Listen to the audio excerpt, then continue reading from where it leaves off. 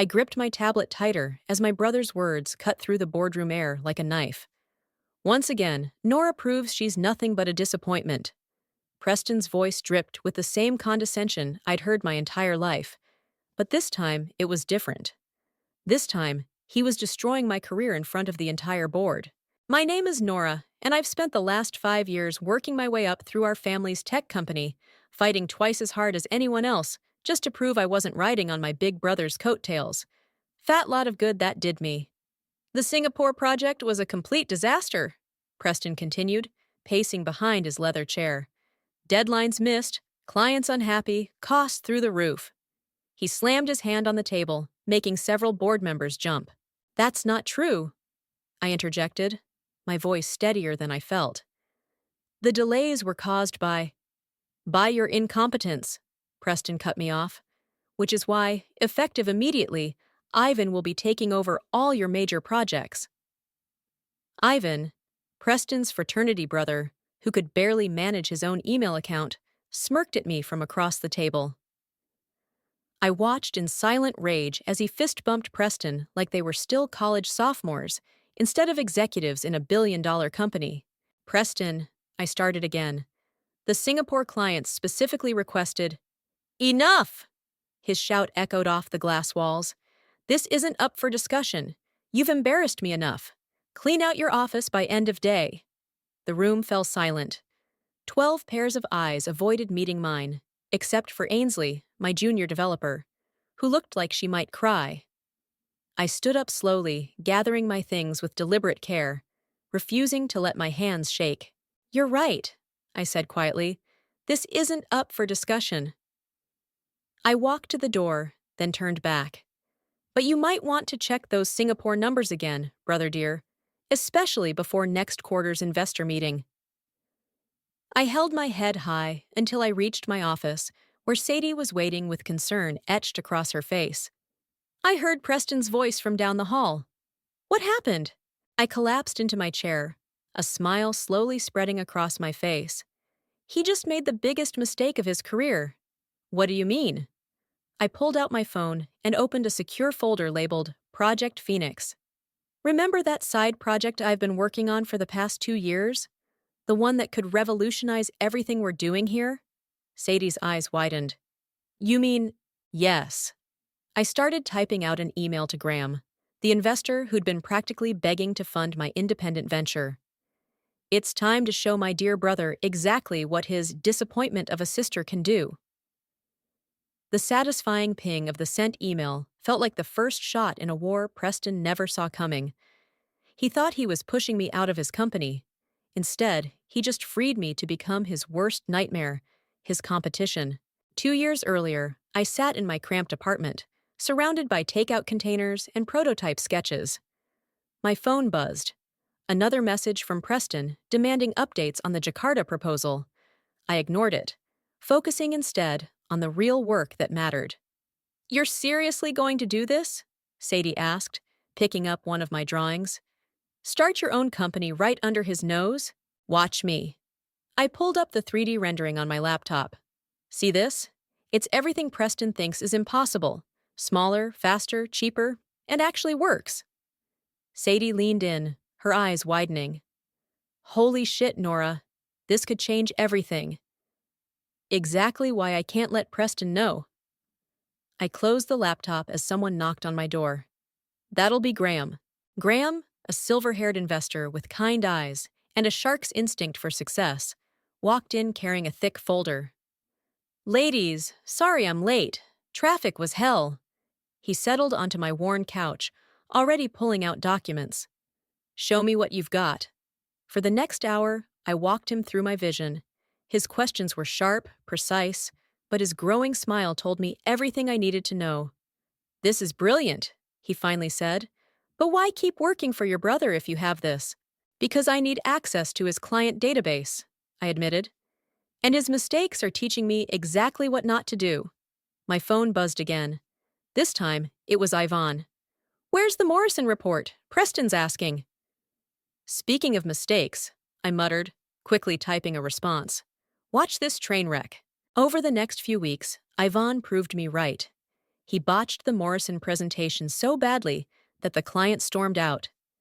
Preston covered for him, of course, but I noticed Lacey from the board looking my way more often, especially during Ivan's fumbling explanations. "He's going to run this company into the ground," Sadie whispered during one particularly painful meeting. I smiled. "Not before I save our best clients." Later that day, Graham called with the news I'd been waiting for. "The investors are in. You've got your seed funding, Nora. When do you want to move forward?" I looked through my office window at Preston berating a junior developer for Ivan's latest mistake. "Let's start now, but quietly. I want everything in place before anyone realizes what's happening." "Smart girl," Graham chuckled. "I'll set up the accounts tomorrow." As I hung up, Ainsley poked her head in. "Nora? Ivan's asking for the Singapore files again. He seems confused." "I bet he is." I stood up, straightening my jacket. "Tell him I'll bring them myself. After all, we wouldn't want anything to get lost in translation, would we?" The pieces were falling into place. Preston thought he was the master of this game, but he'd never seen me coming. Not really. Not yet. "Look what I found!" I held up a dusty trophy from the storage room. "First place, Regional Science Fair?" The memory hit like a punch to the gut. "Your project on renewable energy storage?" Sadie asked, helping me clear out old files. "Yeah." Preston told everyone I copied it from his college notes. I tossed the trophy in the trash. Dad believed him, of course. Always did. The office door opened, and Lacey walked in, her heels clicking purposefully on the hardwood floor. "Nora, do you have a minute? These numbers from Ivan don't add up." "They never do," I muttered, then louder. "Of course, Lacey. What's wrong?" She spread several documents across my desk. "The Singapore project. Ivan's completely misinterpreted the data architecture. This could cost us millions." I studied the papers, noting Ivan's sloppy calculations. "I can fix this, but Preston won't let you near it," Lacey finished, her lips tight. "Some of us on the board are concerned about recent decisions." Before I could respond, Ivan burst in without knocking. "Where are those files I asked for?" His eyes darted nervously between us. "Right here." I handed him a folder, watching his face carefully. "Everything's clearly labeled." He snatched it and hurried out. Lacey raised an eyebrow. "That's not the Singapore data, is it?" "No," I smiled. "Just some basic documentation. He won't understand the difference anyway." After Lacey left, Ainsley rushed in. "Nora, we have a problem. I just saw Ivan copying files from your private server." My blood ran cold. "What files?" "Project folders, client lists." I couldn't see everything. I grabbed my phone, texting Graham. "Need to accelerate timeline. Security breach." His response was immediate. "Meeting in 20. Bring everything." "Sadie," I called out. "Remember that backup plan we discussed? It's time." She nodded, already typing on her laptop. "Initiating server migration now. Ivan won't find anything useful by tomorrow." I gathered my things, pausing at a photo on my desk. Preston and me at his college graduation. He had his arm around me, but his smile didn't reach his eyes. Just like when we were kids, competing for Dad's attention, for praise that never came. "You okay?" Sadie asked softly. Better than okay." I tucked the photo into my drawer. Preston taught me one valuable lesson growing up. Always have a backup plan for your backup plan. My phone buzzed with a message from Lacey. "Need to discuss alternative solutions. Dinner tomorrow?" I smiled, replying quickly. "Perfect timing." Everything was falling into place, even faster than I'd hoped. Preston had spent years teaching me to expect betrayal. Now I'd show him just how well I'd learned that lesson. "Ainsley, I need you to monitor every file Ivan accesses," I said, pacing my office. "Can you do it without leaving traces?" She grinned, fingers already flying across her keyboard. "Please. I wrote half the security protocols he's trying to bypass. He's like a bull in a china shop, all force, no finesse." Graham arrived for our emergency meeting, looking more energized than concerned. "I've got news. The investors are ready for a full presentation next week." "Next week?" My stomach lurched. That's sooner than Preston's quarterly review? Graham's eyes twinkled. Exactly. Strike while he's distracted. Sadie burst in, waving her phone. You need to see this email. Yvonne's been bragging to Preston about some revolutionary breakthrough he's discovered. I snatched the phone, scanning the forwarded message. He's trying to steal my project specs, but he's missing crucial components. Which he'll never find, Ainsley chimed in. I've already rerouted all sensitive data through our secure servers. The next morning, I walked into a storm. Preston was shouting at Ivan in the conference room, their voices carrying through the glass walls. You promised me something groundbreaking. Preston slammed his fist on the table. This is garbage. I couldn't help but smile as I passed by. Ivan had clearly tried to piece together my incomplete files into something presentable. The result? A technological disaster. Nora! Lacey caught up with me in the hallway. I've been talking to some other board members. We're having an unofficial meeting tonight. Will you join us? Before I could answer, my phone lit up with a message from Graham. Investors secured. Full funding approved. Ready when you are. Count me in, I told Lacey. I might have something interesting to share. Later, in my office, Ainsley showed me the access logs. Ivan's getting desperate. He tried to breach the firewall 3 times last night. Let him try.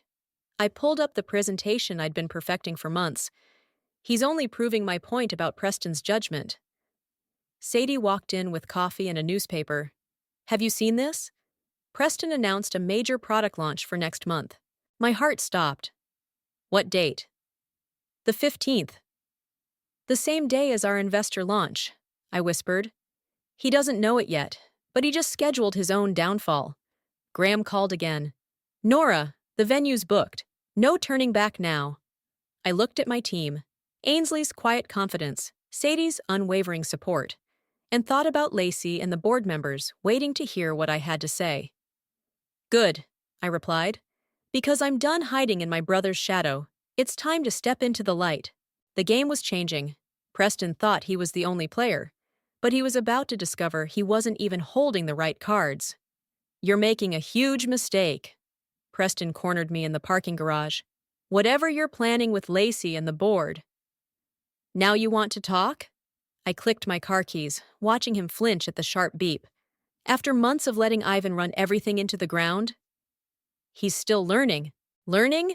I laughed. The Singapore project is in shambles. Morrison's threatening to pull their contract. Face it, Preston. You're losing control. His face reddened. I built this company. Dad built this company, I corrected. You just inherited it. And you're trying to destroy it. He grabbed my arm as I turned to leave. I yanked free. No, I'm trying to save it from you. Back in my office, Sadie waited with updates. 3 more clients called. They're all coming to the launch. And Preston's event? Losing RSVPs by the hour. Apparently, Ivan's recent presentation didn't inspire confidence. My phone buzzed. Lacey. Board meeting in 5. You might want to see this. I slipped into the boardroom just as Ivan started his proposal. It was painful to watch. He stumbled through half-understood concepts, using terms incorrectly, while Preston nodded along like a proud parent. This is embarrassing, Lacey whispered beside me. We can't present this to shareholders. Lie, I might have an alternative, I murmured back. After the meeting, Lacey gathered a small group in her office. Show us what you've got, Nora. I connected my laptop to the projector, pulling up the real Singapore project specs. My version. The room fell silent as I walked them through it. This is incredible, one board member breathed. Why aren't we implementing this? Because Preston won't allow it, Lacey answered. But maybe we don't need his permission anymore. My phone lit up with a text from Ainsley. Ivan's getting desperate. Just caught him trying to access the secure server again. Let him, I typed back. He won't find anything useful. That evening, as I packed up my office, Preston appeared in my doorway. Remember when we were kids? His voice was unusually soft. How we used to dream about running this company together. For a moment, I saw my big brother, the one who used to protect me from bullies before he became one. Things change, Preston. They don't have to. He stepped forward. Whatever you're planning, we can work something out. I looked at him, really looked at him, and saw the fear behind his eyes. He knew something was coming. He just didn't know what. You're right, I said, picking up my bag. Things don't have to change, but they will. I left him standing there, knowing that in 2 weeks, everything would be different. The countdown had begun. The venue's ready, investors are confirmed, and… Sadie stopped mid-sentence. Nora, are you even listening? I stood at the window of our temporary office space, watching the sun rise over the city. What if I'm making a huge mistake? Don't you dare! Sadie spun my chair around. Not after everything Preston's done. My phone buzzed. Ainsley. Emergency! Ivan's in the server room. Now! Go! Sadie pushed me toward the door. I'll handle the launch preparations. I raced to the office, finding Ainsley already blocking Ivan's access. What exactly are you looking for? I asked, making him jump. Preston needed… He fumbled with a USB drive. Looking for this? I held up an identical drive. The one with all my project files? His face went pale. How did you… I've been 3 steps ahead of you since day 1. I tossed him the drive. Go ahead, take it. Show Preston your big discovery. Ainsley smirked as Ivan scrambled away. That drive? Just some corrupted code and dead ends. Let them chase their tails. Graham called as I reached my office. The investors are asking questions about Preston's competing launch. Let them ask. I pulled up our presentation slides. By this time tomorrow, they'll have their answers. Sadie burst in, face flushed. We have a problem. The caterers for tomorrow's launch just canceled. Apparently, Preston doubled their usual rate to switch to his event. Of course he did. I rubbed my temples. Call Maria's downtown kitchen. Tell them I'll pay triple. Already did, she grinned. They're in. My phone lit up with Lacey's message. Board members confirmed for your launch. Preston's furious. Another text followed, from Preston himself. Whatever you're planning, stop now. Don't make me destroy you. Too late, I muttered, typing back. See you tomorrow, brother. That night, I couldn't sleep. Sadie came over with wine and takeout. Having second thoughts? No. I stared at my laptop screen, the presentation ready to go. Just remembering something Dad used to say about business being like chess. And? Preston always played to win quickly. I played to win completely. My phone buzzed one last time. Ainsley. Ivan tried accessing the backup servers, found exactly what we wanted him to find. They'll be up all night trying to make sense of it. I smiled, raising my wine glass. To keeping your enemies busy. To tomorrow, Sadie clinked her glass against mine. To finally showing Preston what his little sister can do. As we finalized the last details, I felt strangely calm. Tomorrow would change everything. For the company, for Preston, for me. There was no turning back now. And honestly, I didn't want to. The Grand Plaza is at capacity, Sadie reported, peeking through the curtains. And you'll never guess who just walked in. I adjusted my blazer, checking my reflection one last time. Preston? With Ivan. They look worried. Graham appeared backstage, grinning. Your brother's event across town? Empty. Almost everyone's here instead. My phone buzzed with updates from Ainsley. Preston's presentation is a disaster. Ivan's breakthrough was completely unusable. Clients walking out. Ladies and gentlemen, the announcer's voice boomed through the speakers. Please welcome our keynote speaker. I stepped onto the stage, my heels clicking against the polished floor. The spotlight felt warm, but my voice was steady. Thank you all for coming. Today, we're not just launching a product, we're revolutionizing an industry.